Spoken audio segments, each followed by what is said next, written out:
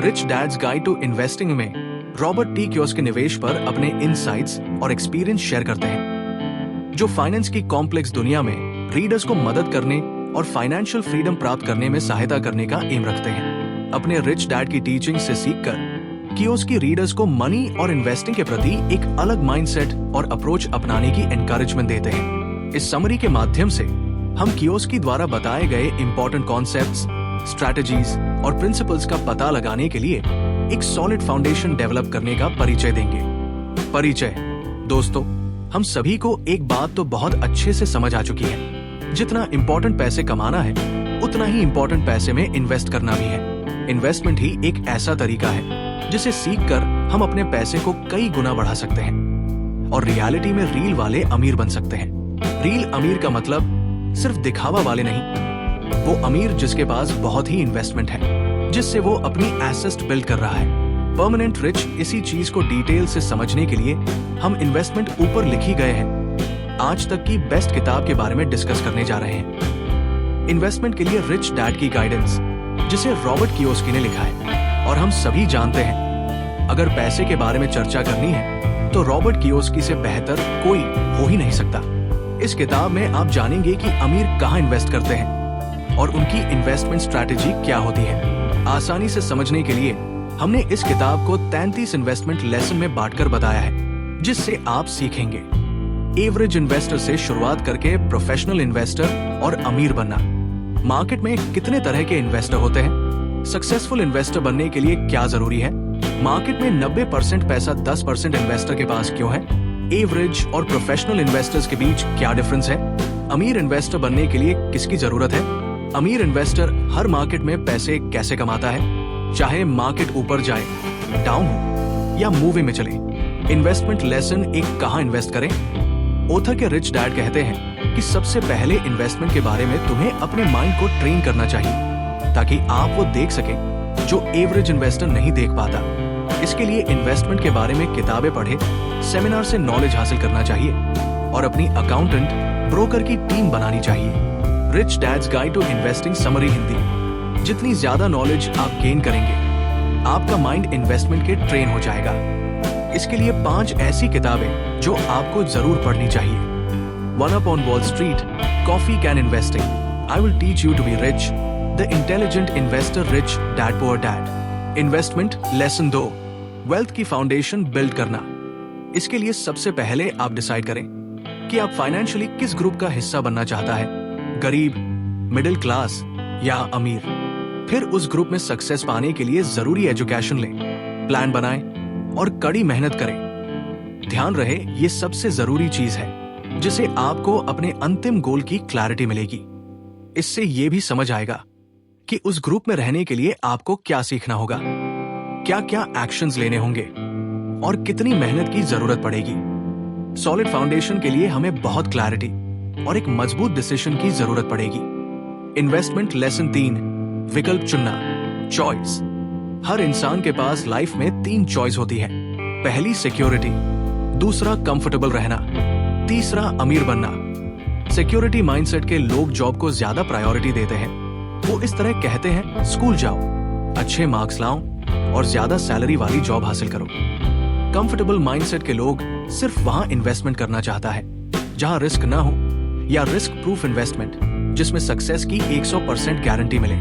अमीर माइंडसेट वाले लोग ये जानते हैं कि रिस्क के बिना सक्सेस मिलना इम्पॉसिबल है, इसलिए वे अपनी फाइनेंशियल नॉलेज को बढ़ाते हैं ताकि रिस्क को कम से कम करके प्रॉफिट को बढ़ा सकें। इसलिए सोच समझकर चूज करें, क्योंकि आपकी पसंद के आधार पर ही आपके रिजल्ट्स निर्भर करेंगे। इन्वेस्टमेंट लेसन 4, आप किस तरह की दुनिया देखते हैं। यहाँ आप 2 तरह की दुनिया जानेंगे, एक जरूरत से कम पैसे वाली और दूसरा जरूरत से ज्यादा पैसा वाली। जरूरत से कम पैसे वाली दुनिया में लोग जॉब और फाइनेंशियल सिक्योरिटी को ज्यादा इंपॉर्टेंस देते हैं, इसलिए वो कुछ नया रिस्की काम करने की कोशिश नहीं करते हैं और लाइफ टाइम पैसे की कमी में जीते हुए पैसे बचाने के लिए स्ट्रगल करते रहते हैं। जबकि जरूरत से ज्यादा पैसे वाली दुनिया में लोग जरूरत से ज्यादा पैसे कमाने के मौकों को ढूंढते रहते हैं और अपने फाइनेंशियल IQ को बढ़ाने के लिए ज्यादा से ज्यादा फाइनेंशियल एजुकेशन लेते हैं। इसी चॉइस की वजह से दुनिया में 90% पैसा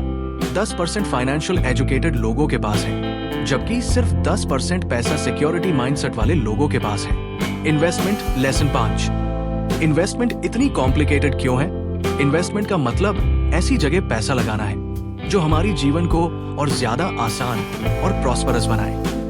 इन्वेस्टमेंट का मतलब इतना आसान होते हुए भी ये कुछ लोगों को मुश्किल लगता है, क्योंकि इसका मतलब सबके लिए अलग है। कोई शेयर मार्केट में पैसा लगाने को इन्वेस्टमेंट कहता है, तो कोई एसेट में इन्वेस्टमेंट को अच्छा मानता है, कोई इंश्योरेंस लेने को, तो कोई अपनी फैमिली की अच्छी परवरिश करने को। इसलिए इन्वेस्टमेंट अपने आप में बहुत वास्ट सब्जेक्ट है। इसके बारे स्पेसिफिक नॉलेज किसी के पास नहीं है। अलग अलग लोग अपनी नॉलेज के अकॉर्डिंग पैसा कमाते हैं और अपनी नॉलेज शेयर करते हैं। Investment lesson 6। इन्वेस्टमेंट एक प्लानिंग है। इन्वेस्टमेंट कोई प्रोडक्ट, कोई share, bond, real estate investment या कोई बिजनेस नहीं है, बल्कि ये एक प्लानिंग है जो आपको अपने फाइनेंशियल गोल्स से गोल बी तक ले जाने के लिए मदद करेगी।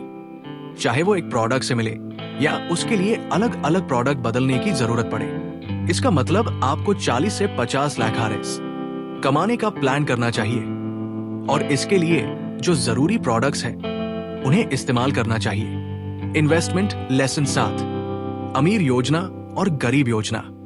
प्लानिंग दो तरह की होती है, एक अमीर बनने की और गरीब बनने की। ये आपकी प्लानिंग और शब्दों से तय होता है कि आप फ्यूचर में फाइनेंशियली क्या बनने वाले हैं, अमीर या गरीब। अमीर प्लानिंग का मतलब है बिजनेस और इन्वेस्टमेंट सीखना। अमीर बनने के लिए पहले अपनी फाइनेंशियल सिक्योरिटी क्रिएट करना और कंफर्टेबल जीवन के लिए पैसिव इनकम सोर्स बनाना गरीब प्लानिंग है। जॉब करना, रिटायरमेंट के लिए पैसा बचाना, कुछ पैसे शेयर मार्केट में इन्वेस्ट कर देना और अपनी फाइनेंशियल वोकेबुलरी बढ़ाने पर ध्यान न देना। अब हमें फैसला करना है हम किस तरह की प्लानिंग करना चाहते हैं। Investment lesson 8। सही प्लान कैसे चुने? 3 तरीकों को अपनाकर आप अपने लिए सही प्लान बना सकते हैं। अपने आप से पूछें कि आप कितना पैसा कमाना चाहते हैं।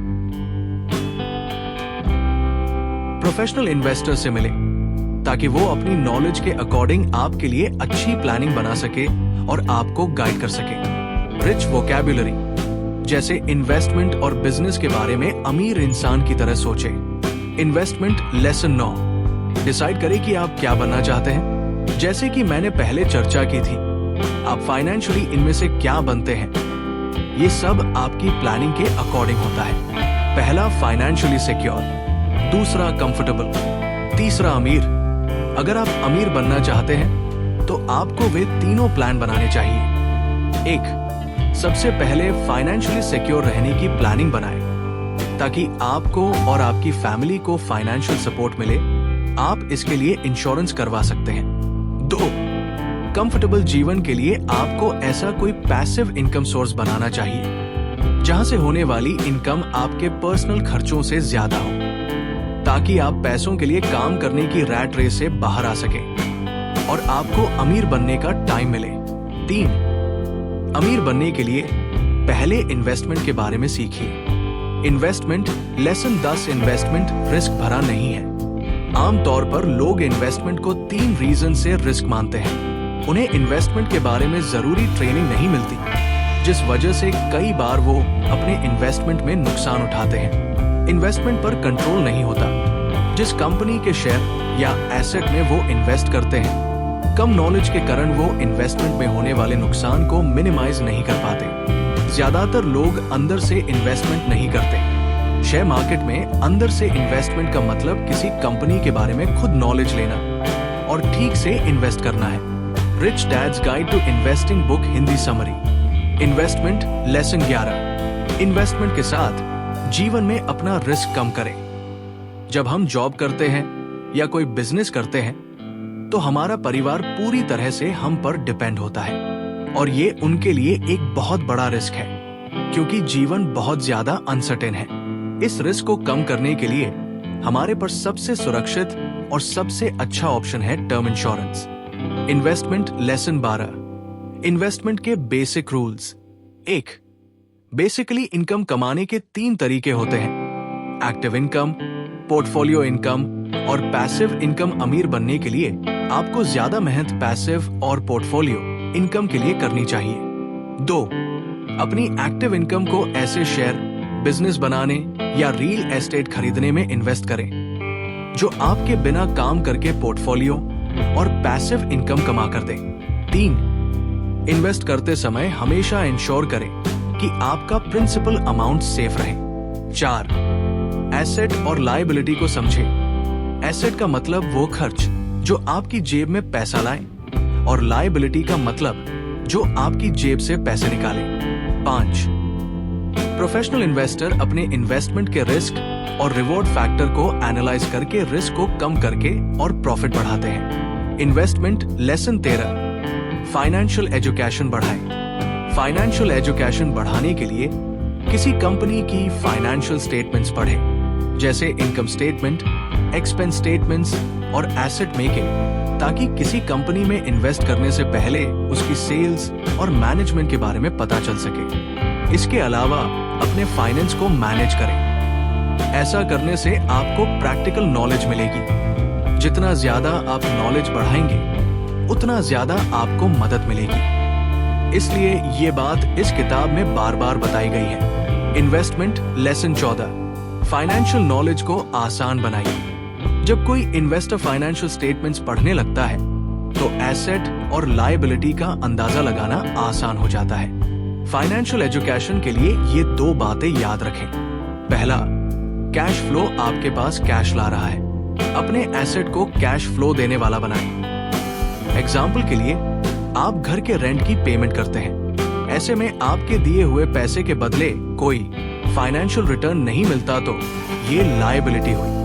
दूसरी, और आप एक अपार्टमेंट खरीदकर उसे किराए पर चढ़ा देते हैं। मान ले उसकी मंथली मैनेजमेंट कॉस्ट 2,000 रुपए है और मंथली रेंट 10,000 रुपए आ रहा है, तो इससे होने वाली 8,000 रुपए की एक्स्ट्रा इनकम आपके लिए कैश फ्लो बनेगी। हो सकता है अभी इसको लेने के लिए आपको लोन लेना पड़े, लेकिन जब लोन खत्म होगा तो ये हेल्प होगी। या फिर बिना लोन के घर खरीदने के बारे में सोचें। इन्वेस्टमेंट लेसन 15, गलतियों का मैजिक। मिस्टेक्स सक्सेस का एक हिस्सा है। जो गलती से बचे रहने की कोशिश करते हैं, वो इन्वेस्टमेंट और बिजनेस के बारे में जरूरी लेसन्स नहीं सीख पाते और लाइफ टाइम स्ट्रगल करते हैं। गलती ना करना ओथा के पुअर डैड की तरह है, जो ओथा से अक्सर पैसे को लेकर ऐसी बात कहते थे कि मैं कोई फाइनेंशियल रिस्क नहीं लूंगा क्योंकि मैं पैसा नहीं खोना चाहता। इसी तरह बेसिक इन्वेस्टमेंट और मैनेजमेंट की एजुकेशन नहीं लेना, सिर्फ प्रॉफिट पर ध्यान देना भी फेलियर की तरफ ले जा सकता है। Rich dad's guide to investing summary. दूसरी तरफ ओथर के रिच डैड फाइनेंस, इन्वेस्टमेंट, अमीर लोगों की वोकैबुलरी सीखते हैं और अननोन फील्ड्स को ट्राई करते रहते थे। छोटी छोटी गलतियां करने से नहीं डरते थे, उनसे सीखते और अगली बार बेहतर परफॉर्म करते थे। इन्वेस्टमेंट लेसन 16, अमीर बनने की कीमत। अगर कोई इंसान सोचता है कि पैसा कमाना मुश्किल है, तो उसके लिए ये झूठ भी सच है।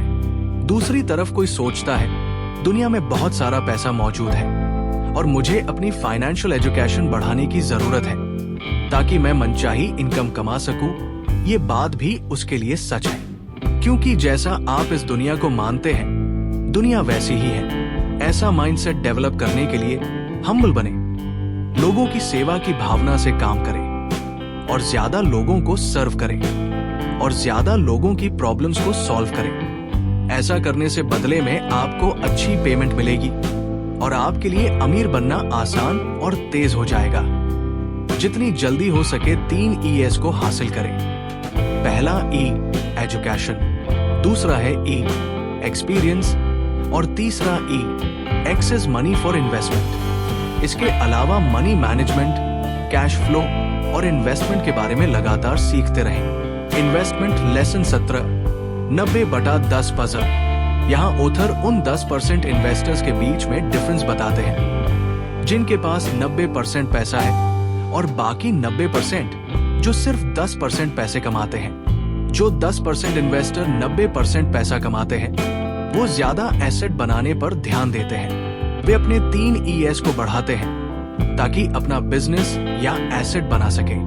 एग्जाम्पल के लिए, एक कंपनी बनाना, उसका IPO इशू करना और मार्केट में उसके शेयर बेचना। साथ ही साथ ये 90% पैसे के मालिक 10% दूसरी कंपनी के शेयर एसेट में इन्वेस्ट तो करते हैं, लेकिन पहले खुद की कंपनी या एसेट जरूर बनाते हैं। जबकि 10% पैसे कमाने वाले 90% इन्वेस्टर अपना ज्यादातर पैसा दूसरे की कंपनी में इन्वेस्ट करते हैं। ये बुरी इन्वेस्टमेंट नहीं है, लेकिन इस तरह के एसेट्स में आपका कोई कंट्रोल नहीं होता, इसलिए आपके प्रॉफिट और लॉस उस कंपनी के मैनेजमेंट और मार्केट पर डिपेंड करते हैं।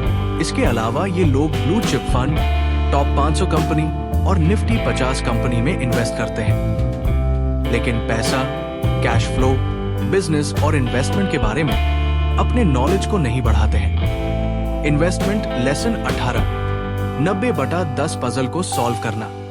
अगर आप 90/10 पजल को सॉल्व कर रहे हैं तो आप एंड में खुद का बिजनेस बनाने के जवाब तक पहुंच गए हैं। अगर आपका जवाब हाँ है तो ये आपके लिए एक बहुत ही इंपॉर्टेंट डायरेक्शन है।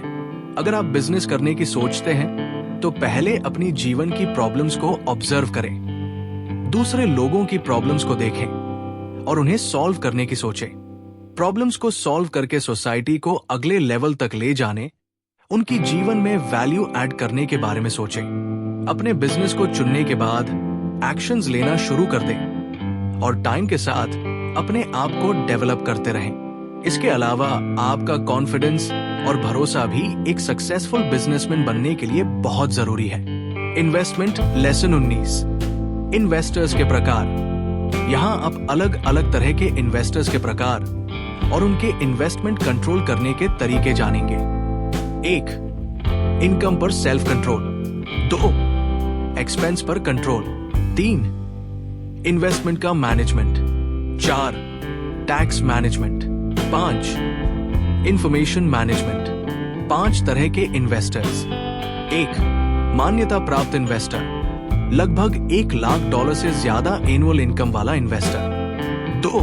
क्वालिफाइड इन्वेस्टर, योग्य इन्वेस्टर समझता है कि पब्लिकली कैसे काम करें। इसको आउटसाइड इन्वेस्टर के रूप में भी जाना जाता है। 3. म्यूचुअल इन्वेस्टर, इनके पास 3 ES होते हैं और ये इन्वेस्टमेंट की दुनिया को समझते हैं, जैसे टैक्स, कॉर्पोरेट लॉज का इस्तेमाल करके कैसे टैक्स को कम किया जाए। 4. इनसाइडर इन्वेस्टर, ये कंपनी मैनेजमेंट के अंदर बना रहता है, उन्हें जानता है और उनके डिसीजंस पर इंपैक्ट डालता है। एक सक्सेसफुल इन्वेस्टमेंट के लिए इंटरनल इन्वेस्टमेंट का गोल बनाना चाहिए। 5. फाइनल इन्वेस्टर, फाइनल इन्वेस्टर एक सक्सेसफुल बिजनेस का मालिक होता है। इन्वेस्टमेंट लेसन 20, मान्यता प्राप्त इन्वेस्टर। जैसा कि हमने पहले चर्चा किया कि मान्यता प्राप्त इन्वेस्टर ज्यादा इनकम वाला इन्वेस्टर होता है। मान्यता प्राप्त इन्वेस्टर अलग अलग देश के अकॉर्डिंग अलग अलग है।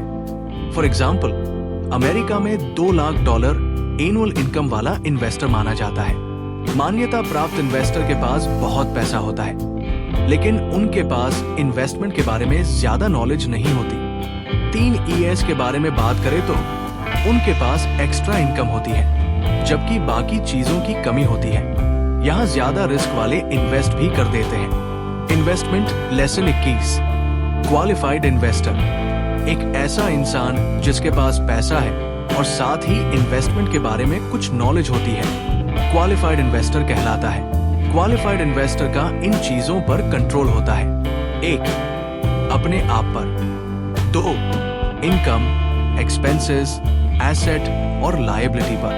3. खरीदने और बेचने पर। इसमें 3 ES इस तरह होते हैं। 1. एजुकेशन होती है। 2. एक्सपीरियंस कोई नहीं। 3. एक्स्ट्रा इनकम बहुत कम। Rich dad's guide to investing book summary. Investment lesson 22, पारस्परिक निवेशक, म्यूचुअल इन्वेस्टर। म्यूचुअल इन्वेस्टर उतना ही जानता है जितना क्वालिफाइड इन्वेस्टर, लेकिन इसे टैक्स और कॉर्पोरेट लॉज के बारे में भी अच्छी जानकारी होती है। ये इन्वेस्टमेंट का अच्छा लेवल है।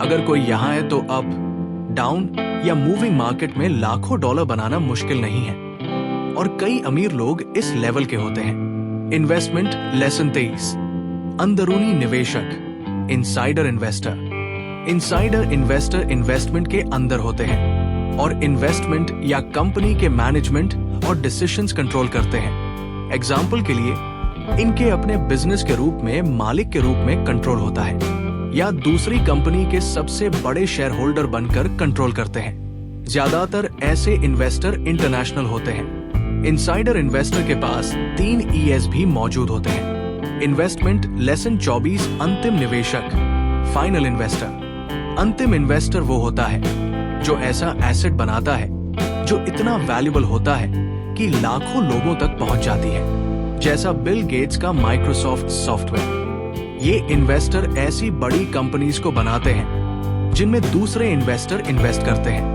फाइनल इन्वेस्टर सभी इन्वेस्टमेंट कंट्रोलर को कंट्रोल करते हैं। साथ ही इनके पास 3 ES होते हैं। इन्वेस्टमेंट लेसन 25 धीरे धीरे अमीर बनने का तरीका।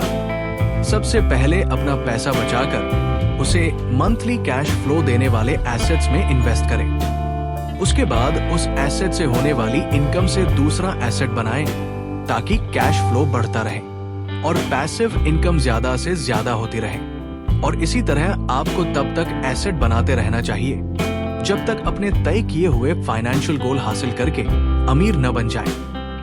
जैसे कि एक घर लेना, उसे किराया पर देना, फिर उस किराए के पैसे को इकट्ठा करके दूसरा घर लेना, फिर उससे भी किराया कमाना और इस प्रक्रिया को तब तक दोहराना जब तक अपने फाइनेंशियल तक नहीं पहुंच पाते। इन्वेस्टमेंट लेसन 26 जॉब करते हुए अमीर बनने का तरीका। इसके लिए इन स्टेप्स को फॉलो करें। 1. पार्ट टाइम एसेट बनाएं। अपनी जॉब के साथ साथ आपको अपने खाली टाइम में अपना पार्ट टाइम बिजनेस शुरू करना चाहिए। 2. जरूरी स्किल्स और लॉस सीखें। पार्ट टाइम में आपको बिजनेसमैन और इन्वेस्टर बनने के लिए जरूरी स्किल्स और लॉस सीखना चाहिए, जैसे communication skills, leadership, team management, tax law, corporate law. यहाँ आप जितनी ज्यादा मेहनत करेंगे उतनी जल्दी आप सफल होंगे। Rich dad's guide to investing book Hindi. Investment lesson 27। Entrepreneur बनने की बर्निंग डिजायर। अमीर बनने के लिए आपके पास एंटरप्रेन्योर बनने की एक बर्निंग डिजायर होनी चाहिए और इसे इन तरीकों से अपने अंदर डेवलप कर सकते हैं। 1. इन्वेस्टमेंट के लिए पैसे सेव करें। पैसे बचाते टाइम अपने दिमाग में हमेशा ये बात रखें कि आप ज्यादा पैसे कमाने के लिए जोड़ रहे हैं, ना कि मूवीज या नाइट आउट में खर्च करने के लिए। 2. आपको जितनी जल्दी हो सके एक बिजनेस शुरू करना चाहिए, चाहे किसी भी प्रॉब्लम को सॉल्व करने वाले प्रोडक्ट के साथ आप शुरुआत करें। 3. स्किल्स में स्टेप बाय स्टेप इंप्रूव करते हुए आपको अपने 3 E में इंप्रूव करना चाहिए और कई फाइनेंशियल स्टेटमेंट्स को पढ़ना चाहिए। Investment lesson 28। बिजनेस कैसे शुरू करें? बेसिकली बिजनेस शुरू करने के 3 कारण होते हैं। 1. ज्यादा कैश फ्लो कमाने के लिए। इसके लिए आप कोई बिजनेस बिल्ड करके या कोई प्रॉपर्टी रेंट पर देकर उससे मंथली कैश फ्लो कमा सकते हैं। 2. इसे बेचने के लिए। इसके लिए आप बिजनेस बिल्ड करके उसे बेच दें ताकि उससे मिले पैसों से आप ज्यादा कैश फ्लो देने वाले एसेट में इन्वेस्ट कर सके। 3. बिजनेस बनाएं और इसे पब्लिक करें। इसके लिए आप एक सोशल प्रॉब्लम सॉल्व करने वाली कंपनी बनाएं। उसके लिए IPO इशू करें ताकि जब कोई आपकी कंपनी के शेयर खरीदे तो आपकी इनकम जनरेट हो सके। तो बिजनेस शुरू करने से पहले आपको इनमें से अपना रीजन चुनना होगा और उसके अकॉर्डिंग हाई प्लानिंग करनी होगी। Investment lesson 29। नकदी प्रवाह प्रबंधन, कैश फ्लो मैनेजमेंट। जैसे बॉडी में खून की जरूरत होती है, उसी तरह बिजनेस के लिए कैश 6 बहुत जरूरी है। कैश फ्लो उसी दिन से शुरू होना चाहिए जिस दिन आप अपना बिजनेस शुरू करते हैं। आपको हमेशा अपना कैश फ्लो पॉजिटिव बनाए रखने पर फोकस करना चाहिए। ये एक ऐसी चीज है जिस पर बहुत से नए बिजनेस फोकस नहीं करते हैं और यही कारण है कि बिजनेस बंद हो जाता है। डेली कैश फ्लो आपके बिजनेस के लिए बहुत इंपॉर्टेंट है। Rich dad's guide to investing book. Investment lesson 30। संचार प्रबंधन, कम्युनिकेशन मैनेजमेंट। आपको अपनी कंपनी का इंटरनल और एक्सटर्नल कम्युनिकेशंस अच्छी तरह से मैनेज करना चाहिए। एक्सटर्नल कम्युनिकेशंस में ये सब शामिल होते हैं: बिक्री, सेल्स, वितरण, डिस्ट्रीब्यूशन, ग्राहक सेवा, कस्टमर सर्विस, निवेशक संबंध, इन्वेस्टर रिलेशनशिप, सार्वजनिक संबंध, पब्लिक रिलेशनशिप और इंटरनल कम्युनिकेशन में ये शामिल है। अपनी पूरी टीम के साथ सक्सेस और फेलियर को शेयर करना, एम्प्लॉयज के साथ रेगुलर मीटिंग्स, एडवाइजर्स के साथ regular communication, human resource policies. Investment lesson 31, system management. आपको एक ऑटोमेटिक और हर पर्सन की स्पेसिफिक जिम्मेदारियों को क्लियरली डिफाइन करने वाला सिस्टम बनाना चाहिए। आपके सिस्टम में ये शामिल होना चाहिए: daily office operation systems, product development systems, manufacturing and inventory systems, order processing systems, billing और accounts receivable systems, customer service systems, accounts payable systems, marketing systems, human resource systems, general accounting systems, general corporate systems, physical location management system. Investment lesson 32, कानूनी प्रबंधन। आपको अपने जरूरी legal documents बनाने चाहिए, क्योंकि ये डॉक्यूमेंट्स आपको इंटेलेक्चुअल प्रॉपर्टी के लिए स्पेसिफिक सिक्योरिटी और ऑनरशिप प्रोवाइड करेंगे। इस तरह की सिक्योरिटी के बिना आप सब कुछ खोने का रिस्क उठा सकते हैं। एक बार जब आप अपने इंटरेस्ट्स को सिक्योर कर लेते हैं, तो आप इसे दूसरों को लाइसेंस या फ्रेंचाइजी के रूप में बेच सकते हैं। इससे आपको रॉयल्टी इनकम कमाने का मौका मिलेगा। कुछ फील्ड में आपको अपने लॉ पर्सन से डिस्कशन करके मदद लेनी चाहिए, जैसे corporate, consumer laws, intellectual property law, share holder law etcetera. Investment lesson 33, उत्पाद प्रबंधन। कंपनी का प्रोडक्ट जिसे फाइनली बायर खरीदता है, बीआई ट्रायंगल का सबसे आखिरी फैक्टर है। ये सबसे जरूरी हिस्सों में से एक है। इसकी वजह से ही कैश फ्लो आता है और कंपनी चलती है। इसलिए अपने प्रोडक्ट्स को हमेशा कस्टमर ओरिएंटेड बनाते रहें। इसी के साथ बीआई ट्रायंगल में एक आपका बिजनेस सिस्टम जो प्रोडक्ट को बनाकर कस्टमर तक पहुंचाता है और प्रॉफिट कमाता है, उसे ठीक से चलाने की भी जरूरत है। जैसे हो सकता है कि हम में से बहुत से लोग मैकडॉनल्ड्स से अच्छा बर्गर बना लें, लेकिन शायद कुछ लोग ही उससे अच्छा सिस्टम बना पाएंगे। निष्कर्ष: rich dad's guide to investing Robert T Kiyosaki द्वारा लिखी गई किताब में इन्वेस्टमेंट पर वैल्यूएबल एडवाइस और अप्रोच प्रदान करता है, जो आपके फाइनेंशियल फ्यूचर को नया आकार दे सकता है। एसेट्स और लायबिलिटीज, देनदारियों के बीच अंतर को समझकर फाइनेंशियल विजडम डेवलप करके और स्ट्रैटेजिक अप्रोच अपनाकर आप अपनी फाइनेंशियल डेस्टिनी को कंट्रोल कर सकते हैं। याद रखें, इन्वेस्टमेंट केवल पैसे के बारे में नहीं है। ये सही माइंडसेट डेवलप करने, खुद को लगातार एजुकेट करने और कैलकुलेटेड रिस्क लेने के बारे में है। इस गाइड से प्राप्त नॉलेज से लैस अब आप फाइनेंशियल फ्रीडम की दिशा में अपनी जर्नी शुरू करने के लिए तैयार हैं। समझदारी से इन्वेस्टमेंट शुरू करें और अपने धन को अपने काम आने दें। आपको कामयाबी मिले।